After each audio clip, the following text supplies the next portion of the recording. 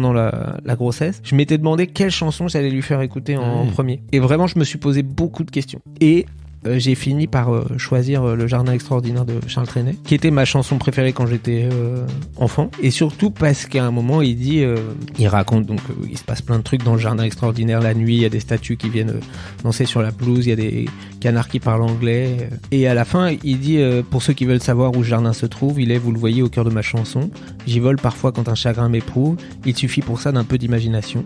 Et je m'étais dit, quand même, il suffit pour ça d'un peu d'imagination, c'est une bonne base pour commencer dans la vie. Exécuté par qui? Fabrice Florent. Bonjour, bonsoir, bon après-midi à toi et bienvenue dans ce nouvel épisode d'Histoire de Daron, le podcast où chaque lundi, à partir de 6h du matin, je donne la parole à un père pour lui faire causer de son expérience de la paternité. Je suis Fabrice Florent, dans la vie je produis des podcasts d'interviews et de discussions et je crée des contenus. Si tu aimes cet épisode, va donc écouter la bande-annonce pour en découvrir plus sur moi et mes autres contenus. N'oublie pas de t'abonner sur ton appli de podcast préféré, de mettre un cool commentaire et 5 étoiles au podcast sur Apple Podcasts par exemple et également sur Spotify et de partager cet épisode autour de toi s'il t'a plu. C'est le meilleur moyen de m'aider si tu aimes mon travail. Tu peux aussi retrouver plus de liens pour rejoindre ma communauté sur Discord, me suivre sur les différentes plateformes et réseaux sociaux ou me contacter dans les notes de cet épisode. Voilà, il suffit d'aller voir les notes. Un grand merci d'avance et bonne écoute. Let's go. On est avec Nicolas. Salut Nicolas. Hello, comment ça va? Bah super, et toi? Ouais, super. Super, c'est vrai, hein? C'est vrai? Ouais. À ce point? Ah ouais. Tu m'as envoyé un message pour me dire j'aimerais bien venir parler dans ton podcast. C'est quoi les critères? Je t'ai juste dit viens. Exactement. C'était assez simple, ça m'a paru assez simple, j'ai bien aimé. D'un autre côté, je connais un petit peu ce que tu fais puisque je t'ai découvert et ce sera peut-être l'occasion de faire découvrir le podcast à mes auditeurs et mes auditrices. Un podcast que vous avez fait avec deux compères à toi, que j'ai moi découvert par Ambroise Carminati, que j'avais interviewé dans Histoire de succès si jamais ça vous intéresse. C'est le mec qui est derrière notamment les fameux vidéos de Marius qui sont complètement folles. Enfin, il a fait plein de trucs Ambroise d'une manière générale. Et un troisième compère dont j'ai oublié le prénom. Baptiste Pignon. Baptiste. Et vous faites un podcast qui s'appelle Des trains à travers la plaine. Ouais, où on se promène un peu dans le répertoire francophone, on prend un thème et on parle de tout ce que ça nous évoque et on s'appuie sur des chansons, des films, des extraits de bouquins. Et c'est trop chouette, et vous en faites pas assez à mon goût, mais bon. À mon goût non plus, mais bon. Ambroise, si tu nous écoutes. C'est Ambroise apparemment qui est le chef. La tête de file. Exactement. Et donc ouais, quand tu m'as dit, moi j'aimerais bien venir parler, je t'ai dit, bah viens donc. Je savais même pas combien t'as d'enfants, qui sont-ils, d'où ils viennent, etc. quoi. Enfin, d'où ils viennent a priori, ça je sais, mais... Moi aussi, a priori, je sais. J'en ai 2, des enfants. Ouais. Voilà, ils ont 13 ans et 10 ans. Ok, t'as un garçon, une fille et un garçon de 13. Ouais, une fille de 13 et un garçon de 10. Bah écoute, bienvenue Nicolas. Merci beaucoup de m'accueillir. Est-ce que tu pourrais me raconter un peu en quelques phrases ce dont tu as envie de causer dans ton rapport à la paternité? Mon rapport à la paternité, je pense que moi, je dirais pas que j'ai une grande angoisse vis-à-vis du monde tel qu'il est, mais quand même un truc, je trouve pas ça toujours super. Un petit côté un peu Eva Bester, tu vois. J'aime beaucoup Eva Bester. Eva Bester qui est une animatrice. Animatrice, ouais, qui faisait une émission qui s'appelle Remède à la mélancolie, qui maintenant fait une émission qui s'appelle L'Embellie, et dont la première question là, c'est êtes-vous content d'avoir été mis au monde? Et c'est vrai que parfois je peux être amené à me poser la question, mais moins depuis que j'ai des enfants. J'allais dire, ça a évolué. Ouais, ça a beaucoup... Enfin, j'ai toujours été d'un naturel joyeux mais mélancolique, mais je pense que mes enfants sont ma contribution à rendre le monde meilleur. Grosse pression pour... Grosse pression sur les épaules des enfants. Ouais. Allez, bon courage les mômes. Amusez-vous bien. D'où vient ton désir? Je sais même pas quel âge t'as. Attends, moi non plus, je sais plus quel âge j'ai. Ouais, à peu près, j'ai 42 ans. Ok. Et je me demandais un petit peu, qu'est-ce qui t'avait donné envie d'avoir des enfants? Je crois que alors d'abord, j'ai 3 frangins. Donc on est 4 frères. Donc pour moi, le côté clan comme ça, on s'est toujours auto-suffi. On partait en vacances, en week-end. À l'âge de 5 ans. Ouais, mais tu vois, il y avait ce truc où on partait en vacances dans une maison dans le sud. Et tous les étés, on partait là-bas, mais on s'est jamais fait de potes là-bas parce qu'en fait, à nous 4, on se suffisait. C'est quoi l'écart d'âge entre les 4 ? Donc il y en a un l'aîné à 47 ans et le plus jeune à 41. Ok. Ouais, donc vous êtes. Ouais, on est très groupés et puis ça fonctionne vraiment par tous les binômes fonctionnent en fait. Avec l'aîné, on était un peu ceux qui faisaient les blagues et qui étaient un peu les grandes gueules, et le deuxième et quatrième étaient un peu plus réservés. Après, moi, j'ai 1 an d'écart avec mon petit frère, donc on était dans la même classe. À un moment, j'ai redoublé, donc on avait les mêmes potes, on a fait partie du même groupe de rap. Ouais, absolument. Je lâche des infos. Et voilà. Et avec mon frère juste au-dessus de moi, on était un peu les deux littéraires. Lui, il fait du cinoche. Moi, on a monté un magazine de théâtre ensemble. Enfin voilà. Et les 2 autres en scientifique. Donc tous les binômes fonctionnaient, mais tous les 4 ensemble, c'était encore mieux. Donc voilà, j'ai toujours grandi avec ce truc-là. Et pour toi, la fratrie, c'était un truc dans lequel tu pouvais t'épanouir. Ce qui est pas souvent le cas. Hein. Ah ouais, moi je me suis complètement épanoui dans la fratrie, ouais. Parce qu'il y a des fratries un peu toxiques, avec de la masculinité à la con dedans et tout, quoi, tu vois. Zéro masculinité toxique, zéro challenge, zéro concours de qui pissera le plus loin. De toute manière, je n'ai jamais été là-dedans. Un peu d'émulation quand même entre vous, un peu de compète ou... Pas vraiment. Alors, j'ai des souvenirs de matchs de tennis entre mes 2 frères aînés, où effectivement il y avait un peu de compète, mais c'était juste parce qu'il y en a un qui est plus mauvais joueur que l'autre, et il y en a un qui aime bien le chercher, donc voilà, on a des souvenirs assez forts de matchs ou avec des raquettes cassées. Bien sûr. Mais j'ai jamais été en compète avec mon petit frère qui a 1 an de moins que moi et où on se ressemblait beaucoup. Il a toujours été plus grand que moi. En taille, tu veux dire ? En taille, ouais. Il est plus sportif, il fait du saut en parachute, moi je suis incapable de monter sur un escabeau. Enfin voilà, on se complète assez bien, et avec mon petit frère par exemple, on a habité sur le même palier. Après il habitait dans l'immeuble à côté de moi. Ah ouais. Puis à quelques rues. Après j'ai déménagé, je suis allé à Charenton et lui il est resté à Nation. Je l'ai rapatrié là, ça y est. Je l'ai rapatrié à Charenton, il habite en face de chez moi. Nos enfants sont dans la même classe. Mais c'est fou. Ouais, on est très clanique. Ouais, je vois bien. Effectivement, c'est dur de rentrer. Eh ben pas tant que ça, parce que tu vois, toutes les 4 femmes, les 4 belles-sœurs ont trouvé leur place, elles s'entendent bien, elles savent que ça va être compliqué de nous diviser, mais elles en ont pas l'intention, donc tout va bien. Mais je parlais pour quelqu'un d'extérieur, tu vois, tu disais on ne trouvait pas forcément d'amis. Ah ouais, on trouvait pas forcément d'amis parce qu'on n'en avait pas besoin. Si tu veux, quand il y avait des gens qui venaient, on était très accueillants et tout ça, mais je comparais plutôt ça à ma femme qui, elle, partait toujours au même endroit en vacances, et on continue d'y aller. Et quand on arrive sur la plage, on dit bonjour à 125 personnes, parce qu'elle connaît tout le monde, parce que voilà, c'est des générations et des générations qui se croisent et qui se retrouvent. Moi, 30 ans là-bas, je connaissais personne. Voilà. Je connaissais personne. Si, je connaissais une voisine en dessous avec qui je suis resté très proche, mais c'est tout, quoi. Je trouve ça assez génial de voir comment les familles peuvent se verrouiller, entre guillemets. Alors, je dis pas que c'est... Mais tu vois, d'avoir un truc d'aller vers l'extérieur ou alors de rester entre soi, quoi. Je trouve ça toujours assez fascinant de voir comment ça fonctionne. Ouais, mais il y a un espèce d'équilibre, il y avait un bien-être, et en même temps, je te dis, c'était pas excluant parce qu'on avait des potes quand même qui venaient en vacances, la maison était ouverte, il y avait plein de gens qui venaient, enfin, tu vois, ça a toujours été ma mère organisait toujours des grandes fêtes intergénérationnelles, donc on a plein de cousins qui sont pas des vrais cousins, mais qui sont là, enfin, tu vois, la famille est au sens très large. Oui, donc c'est moins clanique que ce que tu dis. Ouais, c'est moins mais quand même, voilà, il y a un noyau dur les frangins. Les frangins, ça rigole pas. Exactement. Et tu me parlais de ça par rapport à ton désir de paternité ? Ouais, voilà. Donc moi, je me suis jamais imaginé sans enfants, en fait. Toujours me suis dit, bah ouais, évidemment, j'aurais des enfants. J'aurais même plusieurs enfants, au moins 2 pour qu'il y ait des frères, quoi, une fratrie. Monter un clan à 2, quoi. Exactement. Ouais, qu'ils puissent se tenir l'un l'autre. Je trouvais ça important.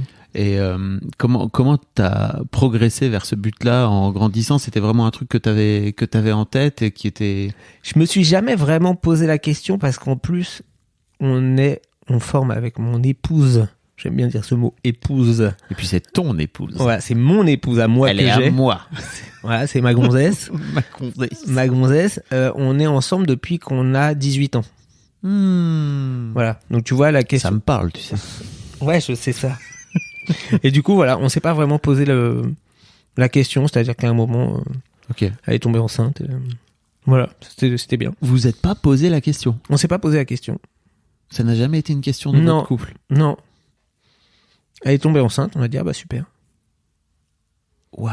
C'était pas exact. Je suis ébobie. Oui, je vois ça, j'entends ça. Non, mais je trouve ça à la fois génial et en même temps, je me dis, putain, c'est quand même un gros truc, tu vois. Le fait que ce soit aussi naturel pour vous. Ouais. Mais on a cette chance-là que, en fait, tout est assez naturel chez nous depuis 25 ans maintenant. Ok. Tout se passe assez naturellement. Voilà, à un moment, on a dit, tiens, qu'est-ce qu'on fait? Bah, tiens, on a qu'à se marier. Ok. On s'est mariés.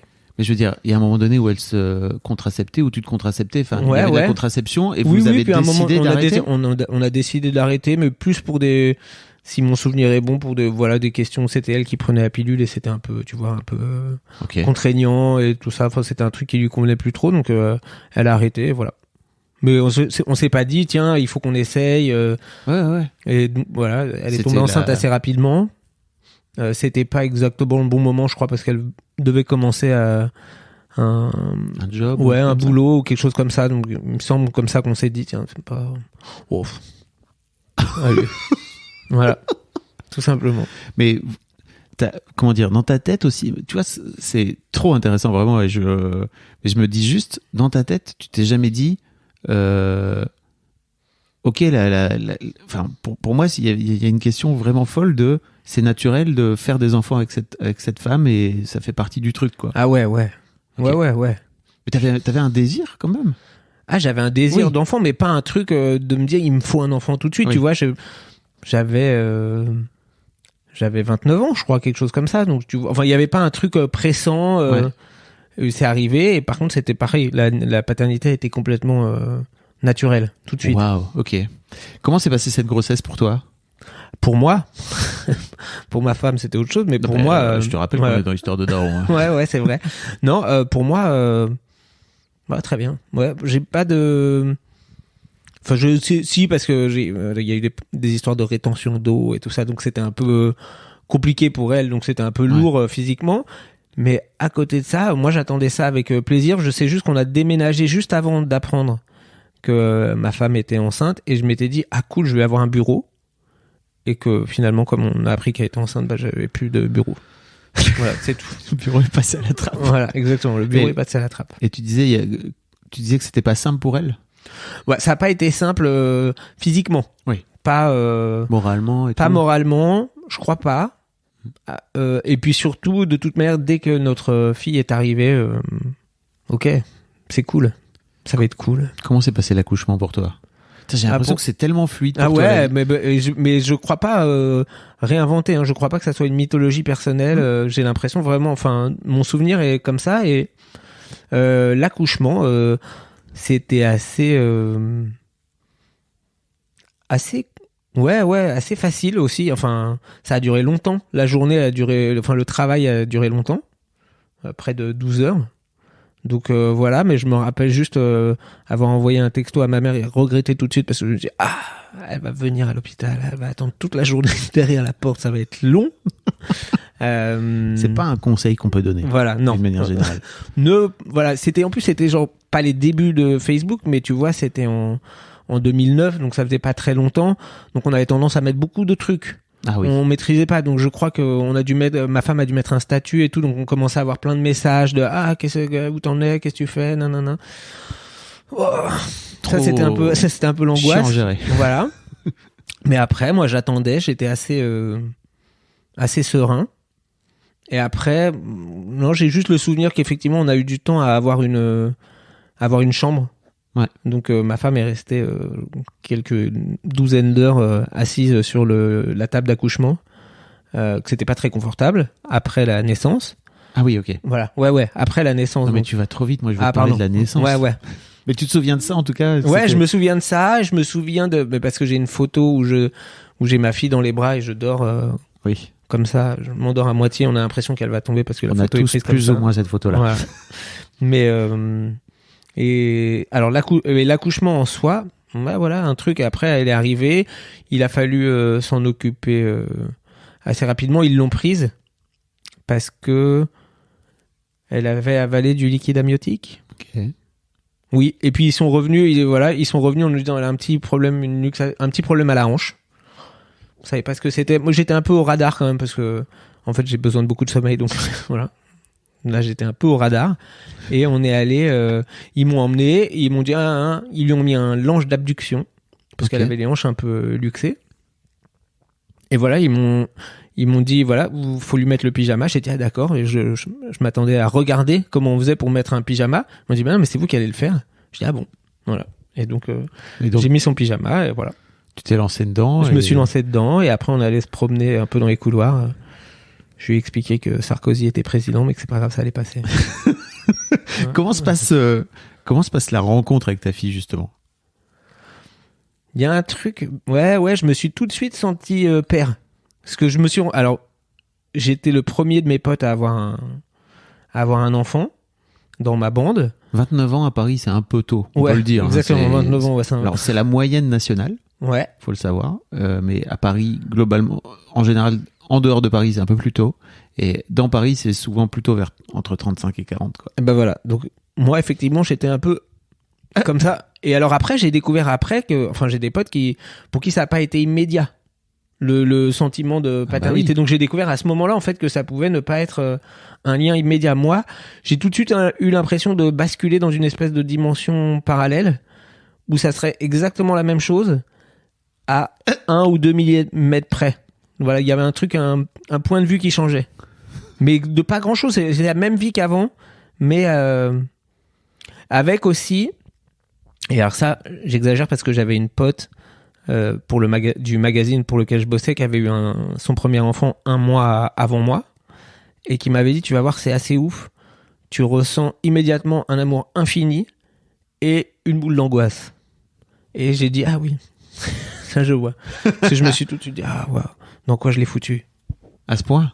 Bah, il y a un truc de se dire, oh, elle va être triste, il va y avoir des histoires d'amour qui vont mal se finir, elle va risquer d'être malheureuse parfois, et en même temps c'est tellement chouette, elle va découvrir Rabbi Jacob et Georges Brassens, c'est cool, voilà, tout ce truc. Et en même temps, il y a Sarkozy qui est président. Ouais, horrible. Non, le truc auquel j'avais pensé quand même, très en amont, pendant la grossesse, je m'étais demandé quelle chanson j'allais lui faire écouter en premier. Et vraiment, je me suis posé beaucoup de questions. Et j'ai fini par choisir Le Jardin extraordinaire de Charles Trenet, qui était ma chanson préférée quand j'étais enfant. Et surtout parce qu'à un moment, il raconte, donc il se passe plein de trucs dans Le Jardin extraordinaire la nuit, il y a des statues qui viennent danser sur la pelouse, il y a des canards qui parlent anglais. Et à la fin, il dit, pour ceux qui veulent savoir où ce jardin se trouve, vous le voyez au cœur de ma chanson. J'y vole parfois quand un chagrin m'éprouve. Il suffit pour ça d'un peu d'imagination. Et je m'étais dit, quand même, il suffit pour ça d'un peu d'imagination, c'est une bonne base pour commencer dans la vie.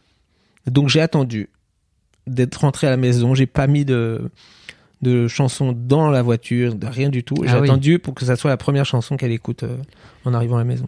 Et tu lui faisais pas écouter in utero, tu sais, parce qu'on dit souvent. Moi, c'était une des réflexions que j'avais, tu vois, pendant la grossesse. C'était qu'est-ce que j'ai envie de lui faire écouter avant même qu'elle arrive au monde, quoi. Alors, j'ai considéré qu'avant, je pouvais lui faire écouter ce que je voulais. Ouais. Et donc, j'ai dû lui chanter l'intégrale de Brassens, ce qui agaçait beaucoup ma femme, évidemment. Tu chantais, Ouais, je lui chantais, ouais. Après, je lui ai chanté beaucoup de chansons à ma fille. Pour l'endormir et tout, elle avait besoin que je reste à côté d'elle et que je lui chante des chansons. Donc on négociait le soir. Combien? 3 chansons? Non, 2. Non, 3 plus machin. Mais tu veux dire que tu négociais avec ta femme pour que tu... Non, je négociais avec ma fille. Ah, plus ouais, tard, un peu plus tard, ouais, quand elle était un peu plus grande. Ok. Ah oui, donc elle voulait plus de chansons possibles. Elle voulait plus de chansons possibles. Voilà, et elle choisissait les chansons en fonction de la durée des chansons. Ah ouais. Ouais. Non, mais tu t'es mis dans une panade sans le savoir. J'adorais ça. J'adorais ça. Maintenant, je peux plus, elle veut plus. Et... Ah, elle a 13 ans. Ouais, elle a 13 ans. On va y venir parfois. On va y venir. Ouais. Très bien. J'ai l'impression que c'est tellement fluide pour toi. Hyper fluide. Non, mais c'est très naturel chez moi. Vraiment, c'est un truc... Il n'y a rien qui coince. Non, il y a beaucoup de gens pour qui... parfois, je vois bien même les histoires d'aller au parc ou les trucs comme ça qui disent « Ah, c'est chiant, faut ça. » Je vois pas le problème, moi. Ils sont au parc. Si j'ai pas envie de jouer avec eux, je peux bouquiner ou machin, et pendant qu'ils sont en train de jouer, je vois pas je suis dehors, il y a pire comme truc. Alors je vois bien le côté, c'est un peu drôle de raconter comme ça, ouais, j'aime pas aller au parc et tout, c'est chiant, c'est la prison et tout machin. J'ai jamais eu ça. Ok. Tu parlais tout à l'heure de mélancolie. Oui. Comment t'as la sensation que dans ta paternité, et après on va parler de ton deuxième, cette mélancolie a pris de la place, et comment tu fais pour la gérer, peut-être la transmettre aussi à tes enfants, quoi? Alors je l'ai transmise, mais j'ai l'impression, bien malgré moi, à ma fille, qui parfois a des petits trucs de mélancolie. Mais ça se concrétise comment? Elle a 13 ans. Hein, donc, ouais, elle a 13 ans. Elle est dans un âge un peu... Ouais, ouais, très gentiment. Mais en fait, c'est là où moi je me rends compte que vraiment, je crois qu'entre 13 et 14, 13 c'est vraiment l'âge pivot, tu vois, où 14 ans ça y est, t'es ado, 12 ans t'es encore un bébé, et 13 ans c'est vraiment, j'ai la sensation c'est l'âge de bascule, ouais. Pivot, quoi. Déjà en plus c'est nul comme chiffre 13, quoi, tu vois. C'est pas quoi en faire. Non, c'est pas... Mais alors, ouais, comment ça se concrétise chez elle? Bah, il y a des petits trucs. Parfois, je la vois qui est un peu moins maintenant, mais quand elle était quand elle était petite, il y avait parfois un petit truc de tristesse comme ça qui passait, ou de, c'est déjà bientôt fini. Tu vois, les vacances, c'est déjà bientôt fini. Je lui profite là, maintenant. Ouais. T'imagines pas comment ça sera après. Ou quand on a dû déménager, donc c'était il y a 3 ans, ouais, il y a eu un truc de... Mais j'ai pas envie de partir de là où j'ai grandi, moi. Je veux rester dans mon quartier, je veux rester avec mes trucs, je veux rester avec mes potes, je veux rester... Et c'est un truc qui t'anime, toi, pour le coup? Oui, complètement. Oui. Ouais, complètement. Non, mais vraiment, moi, j'ai grandi, j'ai déménagé, enfin, la première fois, j'ai déménagé dans le même pâté de maison, si tu veux. Donc, j'ai grandi pendant 40 ans, je suis resté au même endroit. Et après, je me suis exilé. Non, mais je parlais de la mélancolie. En tant que tel. Oui, mais c'est vraiment, ça fait partie de la mélancolie de se dire, j'ai pas envie de bouger, j'ai pas envie que les choses bougent, j'ai pas envie que les choses s'en aillent, quoi. J'ai pas envie. Parlons de ton fils. Mon fils. C'est pareil, j'imagine, c'est pour toi, c'est hop, ça y est, on va faire un petit deuxième, c'est parti. Alors, on va faire un petit deuxième, sauf qu'il est arrivé dans des conditions un peu plus particulières parce que ma mère était malade. Et que du coup, bah, tu vois, avec pour 2 de mes frères, donc pour 3 d'entre nous, il y a eu un enfant né en 3 mois, il y a eu 3 enfants, quoi. En 5 mois, il y a eu, entre le mois d'octobre et le mois de janvier 2012-2013, il y a eu 3 enfants. Donc qui correspondent à l'époque où ma mère était malade et où ma mère est décédée. Ok. Voilà. Donc il arrivait à ce moment-là, lui. C'est la dernière chose que ma mère ait su, en fait. Que j'allais avoir un autre enfant. Et elle, pareil, qui avait grandi avec un frère, donc elle était très proche, elle a dit, ah, enfin. C'était la première fois que dans ses petits-enfants, il y allait avoir une fratrie. Ah oui. Et ouais, elle a dit, ah, enfin. Et c'est le dernier truc qu'elle ait dit consciemment. Ça te fait quoi? Ah ouais, après, je veux pas que ça soit un poids pour mon fils, quoi. Mais oui, il y avait quand même ce truc de... Je parle de toi en tant que, tant que fils et en tant que père, quoi, pour le coup. Moi, c'était un, je l'ai pas fait pour elle, hein. Je l'ai pas fait pour elle, mais effectivement, je pense que ça m'a tenu quand même. Déjà, ma fille m'a tenu quand ma mère est décédée. Quand on lui a annoncé, elle a eu un petit truc, un petit passage de tristesse sur le visage. Et juste après, elle était dans son bain. Donc, elle avait 3 ans. 3 ans, ouais, quelque chose comme ça. Et petit voile de tristesse. Et puis juste après, elle a rigolé. Et elle nous a fait rigoler. Et je me suis dit, ah ouais, quand même. C'est ça la vie, quoi. Ça va être ça maintenant. On va s'accrocher à eux. Et t'étais jeune en plus quand ouais. On est toujours trop jeune, mais ouais. Oui. Il y a des moments. Ouais. Voilà. Ouais. Sauf, je pars du principe que quand tes parents n'ont pas connu tes enfants, tu vois, si t'en as, c'est un poil trop jeune, quoi. Exactement. Ok. Donc il est arrivé dans ce contexte. Dans ce contexte-là, mon fils. Et ça s'est fait. Alors là, c'était ma femme qui voulait, elle, un deuxième là, à ce moment-là, qui a dit si, ça serait bien qu'ils aient qui soit 2 et tout ça. Donc on était d'accord là-dessus. Après, moi, j'avais un peu l'esprit un peu ailleurs, mais j'ai dit oui, t'as raison. Et voilà, il est arrivé vite aussi. Ok. Et pareil, la rencontre avec ton fiston, ça se passe comment? Bah, la rencontre avec mon fiston, j'étais un peu dans le deuil, donc j'étais un mode un peu plus automatique. Il y avait un truc, les premiers mois, je pense que c'était un truc un peu automatique. Puis professionnellement, c'était pas le bon moment pour moi parce que justement, moi, j'avais plus de boulot, ma femme aussi était entre 2 boulots, donc c'était un peu une période un peu compliquée. Mais il est arrivé en même temps que ma nièce de mon frère qui habitait juste à côté de chez moi. Ouais. Donc voilà, ils étaient déjà beaucoup ensemble. Ouais, donc vous êtes en train de recréer un clan finalement de cousins, quoi. Ouais, absolument. On recrée. Et voilà. Et mon fils, mon fils, il a trouvé sa place aussi tout de suite. Gros dormeur. Donc il y avait un truc où je le promenais beaucoup parce qu'il avait besoin beaucoup de dormir. Donc je le promenais beaucoup. Il a fait ses nuits rapidement. Ah oui, il est à 3 semaines. Ah oui. Ouais. Désolé. C'est toujours dur. Ouais, je le dis pas trop parce que je sais que ça crée des tensions. Jalousies. Pardon. Voilà, j'ai l'impression d'être un peu prétentieux quand je dis ça. Mais mes enfants ont dormi très tôt. Ah ouais. Les deux. Mais ça facilite la vie, enfin ça change la vie. Ouais, évidemment. Je pense que ça aussi peut-être ça qui a simplifié le truc, c'est que à 1 mois tous les deux ils dormaient très bien et qu'ils ont toujours été hyper faciles. Ils se sont jamais vraiment réveillés la nuit. Ils sont gentils. Non, la vie est cool. Arrête Nicolas de nous vendre. Pardon. Non mais dis pas pardon, mais c'est marrant de voir à quel point j'ai l'impression que tout est fluide pour toi et j'imagine aussi pour ta femme, tu vois, avec la parentalité. Et en fait, tu vois, quand ta pote te dit, tu vas voir, c'est la vie qui change 1 ou 2 millimètres. Alors mon expérience n'est pas celle-ci, tu vois. Et l'expérience de plein de darons que j'ai interviewés, de daronnes, il y en a plein pour qui c'est renversement de table.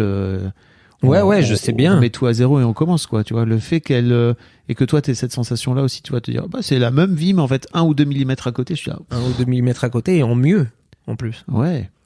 Moi j'ai l'impression, ça m'apporte énormément de bonheur d'abord, mais vraiment il y a un truc de quand tu dis ça m'apporte du bonheur, t'as un peu. Oui, c'est con. Ça.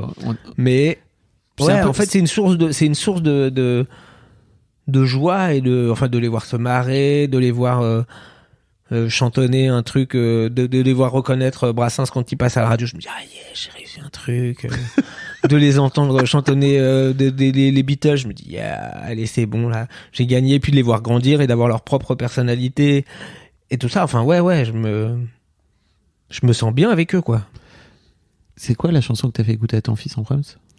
Alors, du coup, après, parce que j'ai pas mal de neveux, de tout ça, donc il fallait trouver. Et lui, je lui ai fait écouter Quand on n'a que l'amour.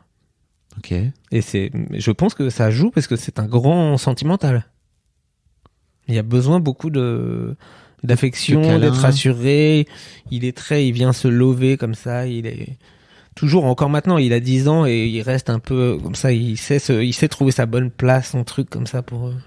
Je peux encore le couvrir et le manger. Ouais. C'est trop bien. T'appréhendes le moment où ça va s'arrêter ? J'appréhende un peu le moment où ça va s'arrêter et en même temps, comme je le vis un peu en avance avec ma fille qui du coup grandit. En fait, je te disais tout à l'heure, ça me manque parfois de pas lui chanter de chansons, mais en même temps, je trouve qu'elle grandit bien et je suis content du rapport que j'ai avec elle maintenant. On peut discuter, elle me raconte des trucs, elle est intelligente, elle veut comprendre des trucs. Je me dis, ça avait bien réussi. Autant le reste, je sais pas, autant les enfants pour l'instant, c'est une bonne réussite. Pas de mélancolie de ta part Non, j'ai une mélancolie un peu anticipative où je me dis, oh la vache, l'année prochaine elle rentre en 3e, dans 5 ans, 6 ans, le bac, le machin, elle va grandir, et qu'est-ce que je vais faire, et ils étaient où, ils sont passés où, mais pas concrètement. Ok, je vois exactement. Ouais. Ça te parle ? Ouais, ça me parle pas mal. Mais tu vois, par exemple, moi, l'un des trucs qui m'a fait vraiment basculer dans une forme de mélancolie. Je suis pas très mélancolique, tu vois, pas très nostalgique et tout. Mais il y a eu toute une période où j'allais à la piscine le samedi matin. Et en fait, mes filles m'accompagnaient quand elles avaient pas la flemme. Pas très souvent, mais ça m'est arrivé. Et en fait, il y a eu un matin là où elles étaient avec moi. Et il y avait un cours de bébé nageur. Et en fait, avec ma femme à l'époque, on est séparés aujourd'hui, mais tous les samedis matins, on allait faire les bébés nageurs. Et c'était trop cool parce qu'il y a un vrai côté de peau contre peau.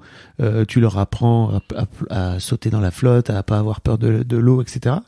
Et en fait, tu vois, j'avais mes 2 grandes zozos là, tu vois, qui font 1m60 chacune et tout. Et je me disais, putain, mais en fait, ça me manque. Et aujourd'hui, c'est plus possible. Enfin, tu vois, il y a vraiment un truc qui a changé.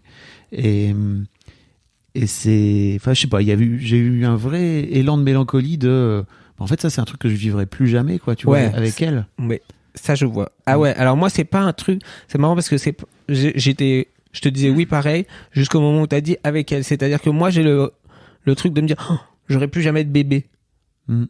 Mais pas eux, ils seront plus jamais bébés. Tu vois ce que je veux dire? Oui. J'aurai plus jamais de bébé, j'aurai plus jamais ce truc de me dire, oh, c'est trop bien, mais... Oui, alors je suis d'accord avec toi. Parce que eux, je les trouve super comme ils sont maintenant et j'adore les voir évoluer et tout ça. Mais il y a effectivement ce truc de me dire, je verrai plus... je les verrai plus grandir comme ça, les petits trucs, les petits âges, les petits machins, les premiers dessins, les premiers... J'attends d'être grand-parent maintenant. C'est vrai? Non, mais pas tout de suite, mais je me dis, ça va être cool quand je vais être grand-père. Ça va être chouette. Faudra quand même que je m'arrange pour pas trop travailler à ce moment-là pour bien pouvoir m'occuper de mes petits-enfants. Ah, tu te projettes déjà là-dedans? Je me dis, mais parce que j'adore les petits-enfants, quoi. J'ai envie de manger comme ça. Ok. C'est marrant, je crois que c'est la première fois que j'ai un père qui me raconte qu'il se projette déjà, tu vois. Bah ouais, mais peut-être parce que t'es tellement face à des prises de tête, tu vois, à l'adolescence, etc., que t'es plutôt dans faire en sorte de... Mais j'ai de la chance, peut-être, mais j'ai pas encore de prise de tête. Trop bien. Franchement, mon ado est super cool, quoi. Alors elle s'affirme un peu, elle peut soupirer quand je lui demande un truc, ou... Oui. Mais voilà, mais ça reste du domaine du raisonnable. Et puis j'arrive vite à enclencher un autre truc, quoi. Un autre mode chez elle, et on discute, et elle me raconte ses trucs, et elle me pose des questions, et elle veut encore passer du temps avec nous et tout, donc c'est cool. Comment ça marche leur clan, là, pour l'instant? Leur clan à deux? Leur clan à deux, ça va très bien. Ils se chamaillent un peu parce que je pense qu'elle veut être très... Elle a toujours été comme ça, elle a toujours été un peu maman. Donc elle aime bien que les choses soient bien faites, et puis surtout elle veut nous plaire, donc elle aime bien que les choses soient faites comme nous on veut. Et comme lui il s'en fout complètement, elle a tendance à lui dire non Georges, fais pas ça, non écoute, et lui ça l'énerve, donc il se chamaille un peu là-dessus. Mais t'as appelé ton fils Georges? J'ai appelé mon fils Georges pour Brassens, bien sûr. Évidemment. Je l'avais. Ouais. Et j'ai appelé mon chien, enfin le chien de mon fils, Ringo, pour avoir Georges et Ringo. Ça, il nous manque plus que Paul et John. Voilà. Mais bien sûr, j'ai appelé mon fils Georges. Ma femme proposait d'autres prénoms. Je disais, non. Georges. Voilà. J'ai obtenu gain de cause. Et ta fille s'appelle comment? Norma. Ok. Voilà. Non, pas de... Je cherchais une ref musicale, mais il n'y a pas. Non. Pourquoi autant de musique dans ta vie? Alors là, je sais pas, j'en écoute depuis que je suis tout petit. Les voyages en voiture avec mes parents, on choisissait si on allait dans la voiture de mon père ou de ma mère en fonction de la musique qu'on voulait écouter. Et parce que vous partiez, forcément, vous partiez à deux voitures. Mais oui, on partait à deux voitures à la campagne, dans la maison de mes grands-parents qui était à 1 heure de chez nous, donc on partait tous les week-ends dans cette grande maison on avait construit le terrain de foot au fond du jardin, donc voilà, on arrivait là-bas, hop, on allait se traîner dans la gadoue. Et beaucoup de musique, de vieux. Et que j'ai gardé, que t'as récupéré aujourd'hui. Ouais. Ok. J'ai gardé ça. Barbara, Trenet. Qui font partie on parlait tout à l'heure du podcast. Ah bah oui, régulièrement, ouais. Qui font partie des rêves que vous sortez. C'est vrai mais c'est un truc qui vous rassemble tous les trois, là? Ouais. J'ai un peu l'impression. Hein. Ah ouais, carrément. Avec Ambroise, on s'est rencontrés comme ça. En fait, on travaillait on était tous les deux auteurs pour une émission de télé, et Ambroise a toujours des t-shirts avec des citations. Parce que je ne le savais pas à l'époque, et il avait un t-shirt avec écrit des amis inséparables qui se sont séparés. Okay. Et je suis allé le voir, je lui dis mais tu sais que c'est dans une chanson de Vincent Delerme, mais qui est sur aucun album, qui est une chanson qu'il a faite en concert. Il me dit mais ouais je sais. Et voilà, on est devenus potes comme ça. Donc beaucoup de chansons françaises. Énormément de chansons françaises et les Beatles. Voilà, c'est tout. Le reste, faut pas m'en parler. Et non, c'est pas vrai.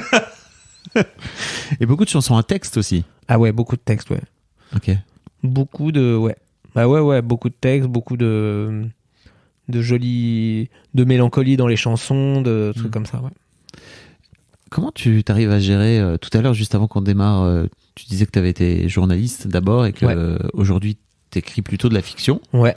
Et tu disais que c'était dur pour toi le métier de journaliste parce que c'est trop confronté au réel, quoi. Ouais, trop de réel, parce que ma dernière expérience, alors autant j'ai fait du journalisme culture. Bon, là, ça allait. Oui. La confrontation réelle était pas trop compliquée, même si parfois j'ai vu des pièces un peu difficiles.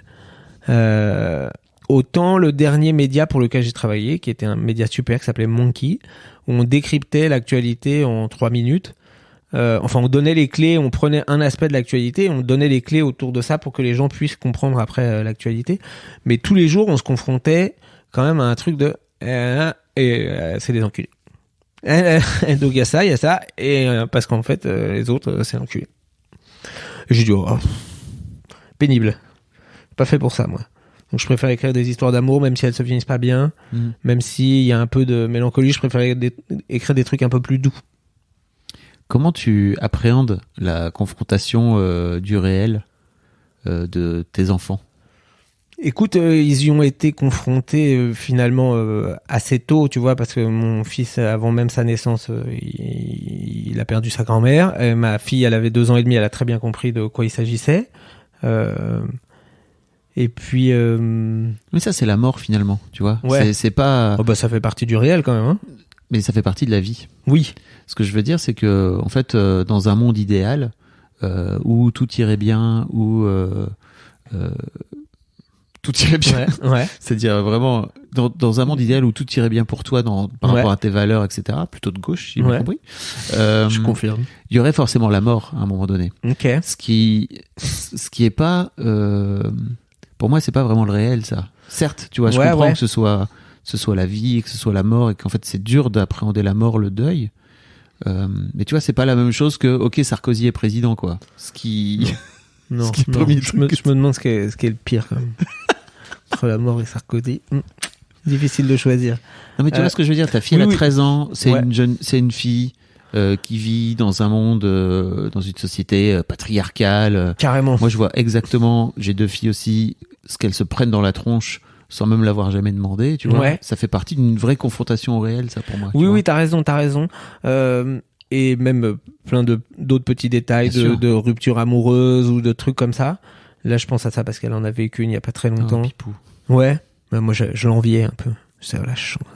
Tu vis ta première rupture amoureuse, profite-en. Tu lui as dit?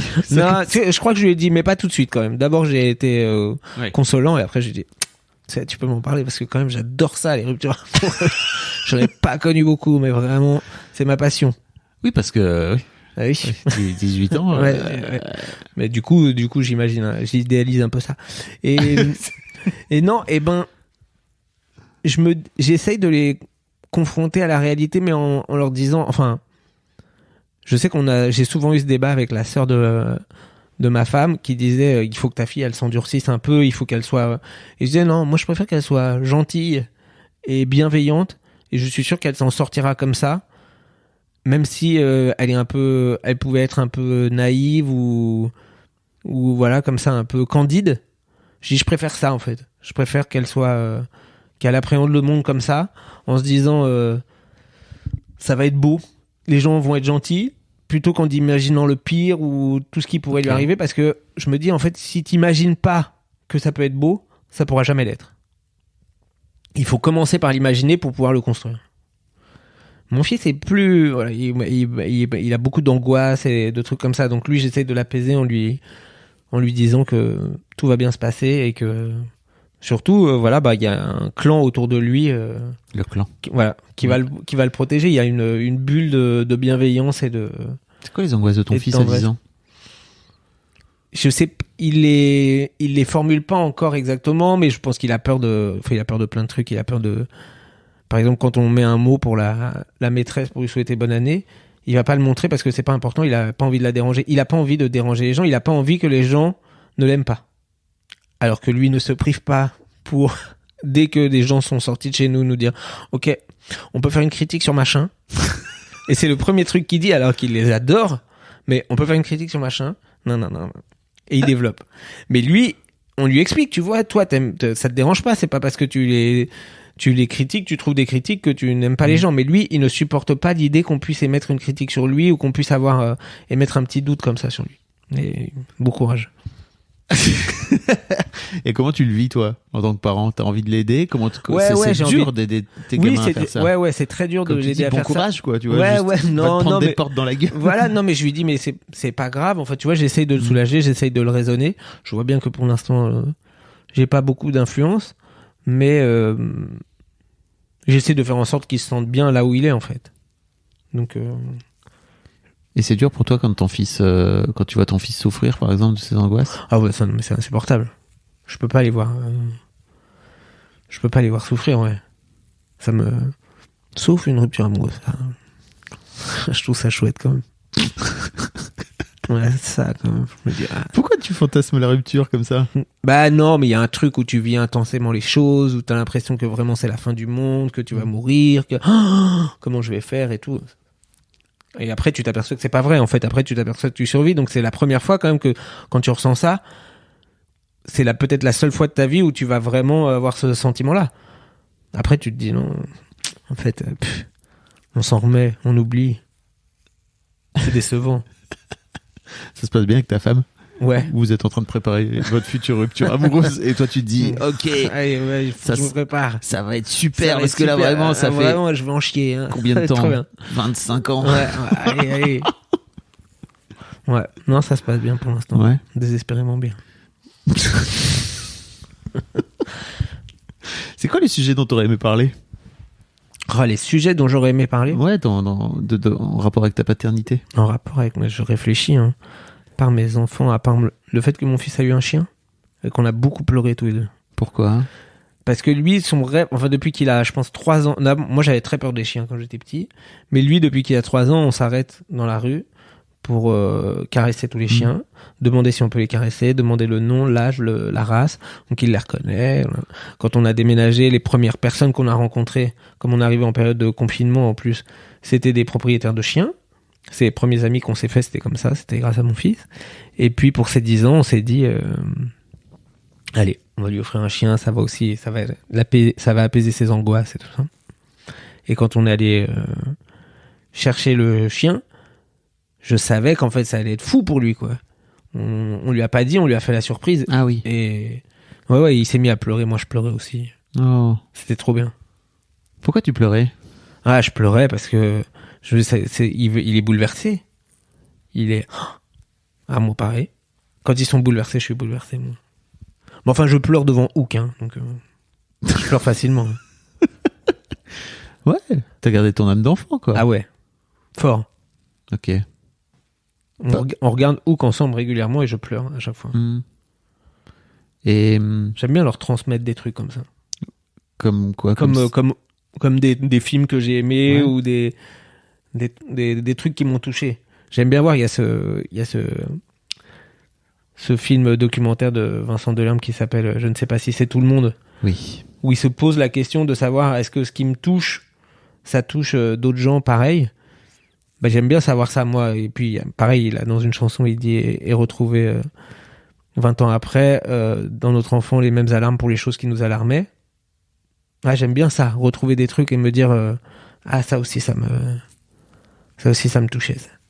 Quand j'étais petit, ça me voilà. J'ai l'impression que tout est tellement fluide pour toi, en fait. Je t'envie un peu. Vraiment. Je m'envie moi-même, tu sais. C'est vrai en plus. Mais d'où vient cette fluidité par rapport à la... Est-ce que tu fais ça dans... Comment dire? Est-ce que c'est pareil dans tous les pans de ta vie? C'est simple, entre guillemets? En fait, peut-être que ça vient... Je me suis fait cette réflexion-là il n'y a pas longtemps avec mon frangin. On calculait à quel âge ma mère avait perdu son père, sa mère. Donc en fait, avant 30 ans, elle avait perdu son père et sa mère. Avant 40, elle avait perdu son frère aussi. Et pour elle, tu vois, une journée où il pleut toute la journée et à un moment il s'arrête de pleuvoir, elle veut dire « Ah, il fait beau ». Te disais ça. Et il y avait cette force-là de se dire « Ok, il faut qu'en fait, si tu veux que la vie soit belle, décide-le ». C'est un peu facile comme truc parce qu'il y a des situations où quand même c'est plus compliqué que d'autres. Moi, j'ai la chance d'avoir une vie où tout va plutôt bien, donc je pourrais trouver des raisons de me plaindre comme tout le monde. J'ai plutôt décidé de trouver des raisons de me réjouir. Là, comme je te disais, on a eu un chien. Un chien, faut le sortir beaucoup. Même moi, d'une obligation, j'ai fait un plaisir. En fait, je me suis dit, bah oui, il faut le sortir. Bah en fait, ça va être chouette, quoi. On va aller se promener dans le bois, on va rencontrer des gens, on va se promener, on va voir la nature. Et quand tu dis on va se promener, t'amènes ton fiston avec, c'est ça? Alors j'amène mon fiston avec quand il est pas à l'école, mais sinon moi, plusieurs fois par jour, je vais me promener et puis je rencontre des potes. Voilà, viens, on va se balader. Ou alors j'écoute des podcasts. Voilà. Donc d'une obligation, je fais un truc. Et oui, j'ai décidé, je crois, de pas trop m'encombrer de. Après, des trucs qui m'emmerdent vraiment, je les fais pas. Il y a plein de trucs administratifs qui m'emmerdent, je mets un peu sous le tapis.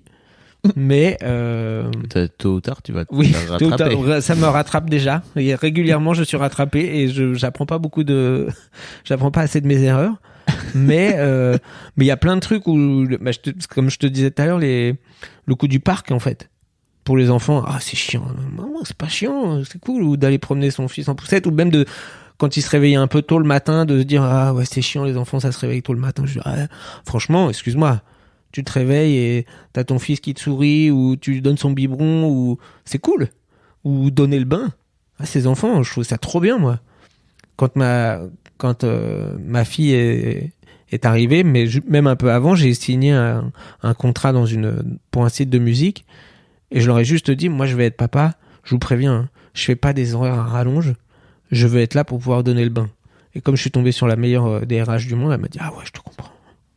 Voilà. Mais c'était le deal. Moi, j'ai dit, en fait, je veux pouvoir aller chercher mes enfants à l'école. Je veux pouvoir en profiter. Je veux pouvoir être là pour eux. Je veux les accompagner en sortie scolaire. Ok. C'est quoi les trucs sur lesquels tu butes? Avec mes enfants? Ouais.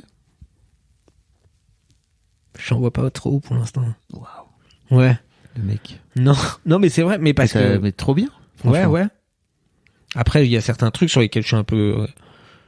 Je peux être un peu plus rigide, ou sans doute des trucs comme ça où tu vois, je vais pas lâcher pour des conneries. J'imagine tellement pas rigide. Mais c'est quoi les trucs sur lesquels t'es rigide? Mais j'en sais rien. Non, mais tu vois, ça va être les horaires de coucher. Ouais. J'aime bien qu'ils se couchent plutôt tôt. Parce que je veux pas qu'ils soient fatigués, en fait. Je me dis, on peut pas leur imposer un truc où on les couche tard et du coup après ils sont fatigués parce que nous ça nous arrange. Alors maintenant c'est inversé, c'est-à-dire que eux ils demandent, enfin surtout ma fille, j'ai abandonné, elle a besoin de très peu de sommeil, c'est pas ma fille. Mais mon fils qui a besoin de beaucoup de sommeil, il veut pas se coucher, tu vois, il comprend pas pourquoi sa sœur va se coucher après lui et tout ça.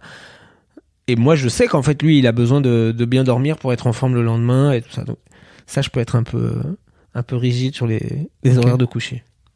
C'est dur de gérer la différence d'âge entre des enfants. Ouais, oui, parce qu'il y a des trucs où... Surtout entre le premier et le deuxième. Oui, oui, forcément, il y a un truc ils comprennent pas pourquoi...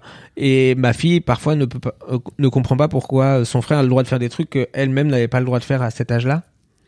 Ah, elle est là-dedans. Elle est dans... Un peu, mais pas vraiment. Ils sont pas vraiment... Mais ça peut arriver, tu vois, qu'elle puisse me dire, je comprends pas, Je dis, oui, mais bon, ça y est, nous, on a vécu des trucs. Tu sais, toi, ta tétine, quand elle tombait par terre, on la passait pendant 2 heures à l'eau bouillante. Lui, on l'essuyait sur notre jean, quoi. Il y a un truc comme ça. Oui, c'est pas très grave. Allez, va. Ouais, t'es deuxième enfant, t'es moins regardant sur certains trucs. Et lui, mais bon, ça y est, il nous dit, ça va, j'ai compris, c'est parce qu'elle est plus grande, ok. Et il part dans sa chambre. Oh là là. En claquant la porte. 10 ans. Ouais, 10 ans. Et c'est il est un peu drama. Il aime bien se mettre en scène. Jean-Paul Belmondo. Toujours les bonnes rêves. Ouais, c'est Jean-Paul. C'est Jean-Paul? C'est Jean-Paul Belmondo. Tu l'appelles comme ça? Je l'appelle Jean-Paul Belmondo. Quand il fait ça? Calme-toi, redescends, t'es pas sur une scène. Mais en même temps, je trouve ça chouette, quoi. Il vit comme ça, des trucs passionnément. Non, c'est cool. J'ai envie de te poser 2 dernières questions. C'est quoi le truc que t'aurais aimé savoir avant de devenir père? Du coup, j'aurais découvert après. Ouais. Et qui t'aurait aidé? Ouais, qui m'aurait d'emblée. Aidé. Ouais. Je peux répondre rien parce que j'ai adoré tout découvrir, en fait. Ok. J'ai aimé la surprise de découvrir d'être entouré de gens qui pouvaient me donner des conseils. Mais le meilleur conseil qu'on m'a donné, je pense que c'était ma pédiatre, j'avais la chance, qui s'est aussi occupée de moi. Non, ça c'est génial. Parce que c'était une amie de ma mère. Donc elle s'est occupée de mes enfants et on lui demandait, tu vois, parfois, mais alors à quel âge il faut le mettre dans sa chambre, à quel âge, tout ça. Elle a dit, en fait, c'est ton enfant, tu sauras. Et ça, c'est très déculpabilisant, en fait, de se dire, on fait comme on peut. Déjà, c'est un truc dans la vie qui est pas mal, pas que pour les parents, on fait comme on peut. Et ouais, ça m'a beaucoup aidé à me dire, ok, pour elle, pour ma fille, ça sera comme ça, pour mon fils, c'est un peu différent. Parce que eux ne sont pas les mêmes, parce que moi, je suis plus exactement le même que ce que j'étais à l'époque. Donc, non, il n'y a rien que j'aurais voulu qu'on me dise ou avant, ou pour me prévenir, ou un truc comme ça. Il y a ce truc sur l'accouchement, beaucoup, pour les femmes entre elles qui se disent on te dit pas la vérité sur l'accouchement et tout ça. Moi, jusqu'ici, j'ai tout aimé. Vraiment, il y a aucun truc où je me suis dit, oh, ça c'était chiant. Même les couches. Changer les couches, moi, pas de problème, on change des couches. Qu'est-ce que je te dis, il faut le faire. Ouais. Change des couches. Oui, au milieu de la nuit, on change des couches. Oui, on nettoie du vomi. Oui, on. C'est pour prendre soin. Ouais, c'est pour prendre soin. Il y a un truc où même les couches, parfois, c'est des moments de partage, quoi, où ils sourient, où ils se marrent, où ils te pissent dessus quand tu les, voilà. Ouais, ok. Tu t'es fait pisser dessus, bah, c'est pas grave. Les garçons, ils te pissent dessus. Les filles, elles se pissent dessus. Ouais, alors je sais pas comment on faisait ma fille. Ah oui, non, parce que ma fille, du coup, je la déshabillais dans sa chambre, et après je l'emmenais dans la salle de bain, et le temps que je la prenne dans les bras, c'était à ce moment-là qu'elle me pissait dessus. Ce qui est d'ailleurs très intéressant de se rendre compte à quel point les filles se pissent dessus quand tu leur changes, et les garçons te pissent dessus, tu vois. Exactement. C'est très patriarcal. Je sais pas où je vais. Écoute, merci. La dernière question que je voulais te poser. Je vais te dire, il y avait une dernière question, tu m'en as promis 2, j'en ai eu qu'une. T'inquiète, j'ai pas oublié. Imagine, tes enfants écoutent ce podcast dans 10 ans. Ouais. Ils auront 23 et 20 ans, et toi, t'auras 52 ans. La vache. Qu'est-ce que t'as envie de leur dire, là, aujourd'hui? Alors, j'ai envie de leur dire une phrase que j'ai lue dans un bouquin de Lola Lafont, qui s'appelle « De ça, je me console », où le père donne comme conseil à sa fille « Essaye d'être heureuse tous les jours ». Donc les enfants, j'espère que vous êtes heureux tous les jours. Au moins un peu. Ouais, essaye. Faut tendre vers ça.